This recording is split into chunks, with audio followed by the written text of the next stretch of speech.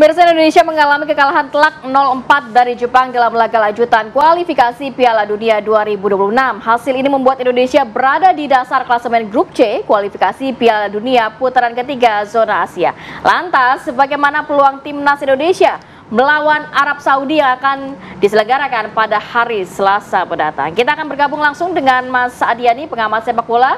Selamat pagi, assalamualaikum. Selamat pagi, Mas Adi. Halo pagi. Mas Adi, ini melihat setelah kita mengalami kekalahan dengan Jepang kemarin, harus semangatnya tetap dijaga. Tapi Betul. Bagaimana prediksi Anda peluang Indonesia melawan Arab Saudi?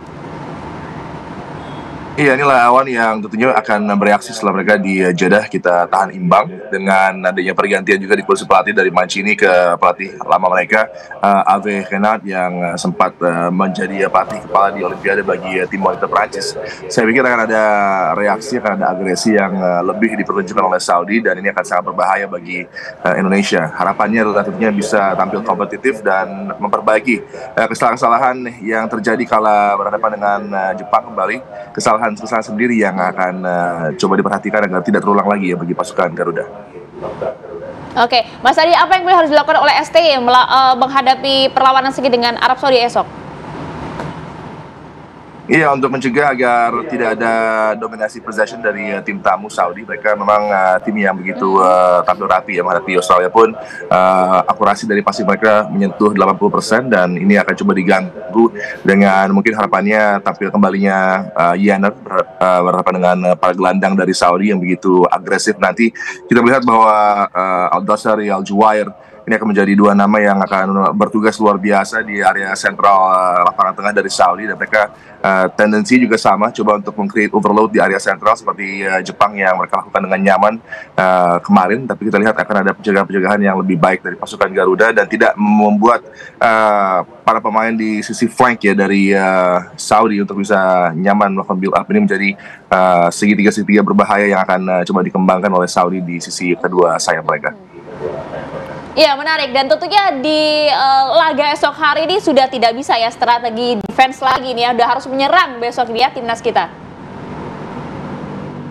Iya, kalau kita lihat dari beberapa laga yang sudah ditampilkan pun, walaupun berlaga di tandang seperti di Tiongkok, tampil juga dengan serangan-serangan yang cukup dahsyat, pun juga dengan awal laga menghadapi Jepang ya, betapa positifnya pergerakan para pemain dari Ragnar, Strike, dan juga topangan dari lini kedua kita yang cukup baik, tapi sayangnya ketika kesempatan datang tidak bisa dieksekusi dengan baik. Ini harus menjadi pembelajaran bagi pasukan Garuda ketika peluang dapat setipis apapun menghadapi tim-tim seperti Saudi Arabia, Australia, Jepang, ini harus ada finishing yang lebih baik sehingga tentunya kalau sudah klinis di mulut gawang maka akan membuat tim kita bisa tampil lebih baik ya. Mas Adi, apa yang harus diantisipasi baik dari line up pemain dari Saudi Arabia, kemudian strategi yang biasa digunakan oleh lawan, seperti apa yang harus diantisipasi pemain kita?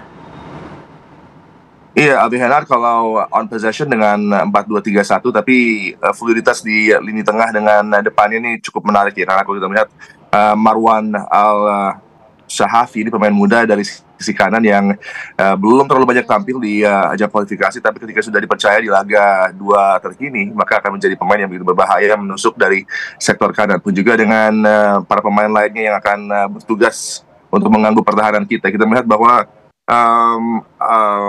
Saleh Al-Shari ini adalah pemain yang akan bertugas memang seorang diri di lini depan dari Saudi, tapi ini adalah tendensi yang biasa dilakukan oleh Hervé Renard karena sangat fluid pergerakan dari 2-3 pemain depan dari Saudi yang akan bergantian mengisi pos di center forward, dan kalau center forward itu sudah bergerak menusuk maka akan ada pergerakan topangan baik itu dari para wingback pun juga dengan pemain dari lini tengah. Jadi 4-2-3-1 mereka sangat berbahaya dan off possession juga mereka sangat adaptif, kadang bisa 4-4-2, kadang juga bisa 5-4-1. Ini yang menjadi keadaan yang harus benar-benar dicermati pasukan Garuda agar bisa meraih hasil positif menghadapi Saudi ya. Iya, itu yang mungkin harus dicermati oleh tim Garuda kita, dan tentunya semangat untuk melawan Arab Saudi esok untuk lolos kualifikasi. Terima kasih Mas Adi, pengamat sepak bola sudah bergabung bersama kami di Apa Kabar Indonesia Pagi.